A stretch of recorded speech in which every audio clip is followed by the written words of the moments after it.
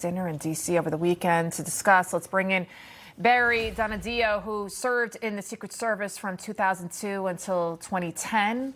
Daniel Lippman, he is the White House and Washington reporter for Politico. And Dwayne Cates, he's a criminal defense attorney as well as a certified specialist in criminal law. Barry, what do you make of what the White House press secretary said there about that the president believes that security protocols worked and that the president was satisfied with the security? They put their lives on the line. But of course, we're hearing a lot of criticism as well. The suspect wrote himself in his manifesto that he was shocked at the level of security, writing in his manifesto that the level of incompetence is insane. What do you think, sir? Well, I wouldn't take his words to heart. He's a lunatic that tried to kill the president with a rifle. So I dismiss those claims. Based on my experience in service in the Secret Service, they did everything that they were supposed to do, right down to the checkpoint that he tried to come through, and the officers and agents on the stage. So for me and the rest of the United States, this is a win for the U.S. Secret Service. And let's not forget, this is not an easy job. This is a tough job that all of our officers and agents have to go through every day. They're not allowed to fail. They're not allowed to make a mistake. So today they came to the table. They won. At the end of the day, the Secret Service won. The bad guy lost. And Dwayne, as a criminal defense attorney, we're hearing a lot of talk about this guy's insane. He's insane. You heard Caroline Leavitt, disturbed. But can he be found insane? Can he use that as a defense? We know he's in court later this afternoon, 1:45 p.m. Eastern Standard Time. The DOJ holding a press conference after that. And of course, we'll bring it to you live here on Newsmax. Considering, is a person insane if they have a methodical plan? I mean, this guy checked in on Friday. He traveled by train knowing his bags wouldn't be checked. What do you think, sir?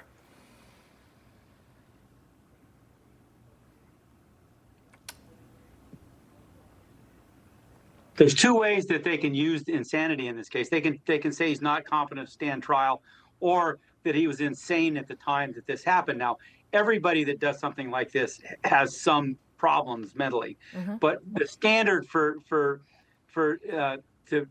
be found insane is he had to not know right from wrong.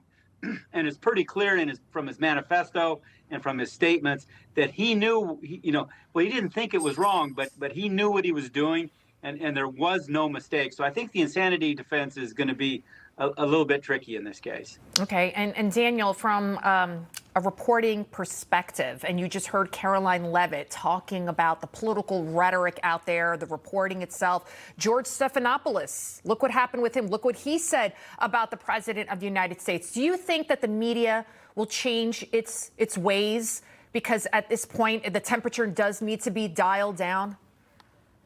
I think temporarily things get a little cooler, and reporters and even late night hosts, at least sometimes, think about what they're going to say a little bit more. But I don't think that this is, if the first two assassination attempts on Trump didn't lead to a change in the dialogues between the media and Trump and how he is covered, then a failed assassination attempt it was less serious, but still, as he didn't get as close to the president as the first two.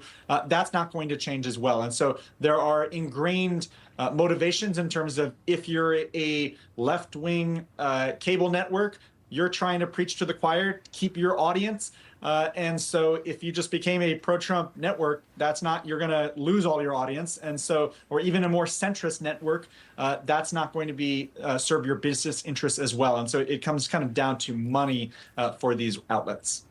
Barry, we saw the president. We saw the vice president. We saw the Secretary of State, the Defense Secretary, Pete Hegseth, all of them in the same room. Thank God this guy was not able to get into that ballroom.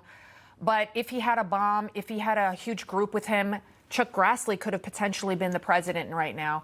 So what do you think about all of those dignitaries, the designated survivor, that protocol wasn't followed here? What do you think about that? Should maybe J.D. Vance maybe not be in the same room with the president anymore?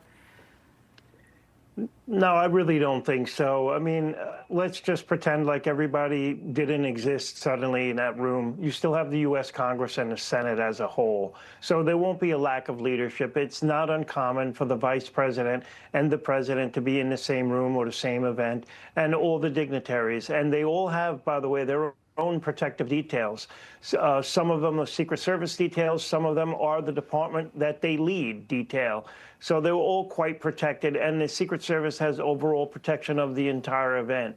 What I'm noticing, though, in a lot in the media, and it started only hours after the incident, within maybe 4 hours, news agencies were reporting this was a great success for the Secret Service. Now, the story has become there's been some kind of a failure. I really don't see that. But the Secret Service will meet, just like Ms. Leavitt said, and I have said before the press conference, the Secret Service will assess the situation. They will work to see if there's anything that they could do better, not for blaming anybody, but for trying to make themselves a better agency so they can protect the president and their protectees. So you better believe there may be some additions and corrections that they find from a roundtable discussion that they may apply to the next event and moving forward from now on. All right, gentlemen, we're going to leave it right there. Thank you all so much.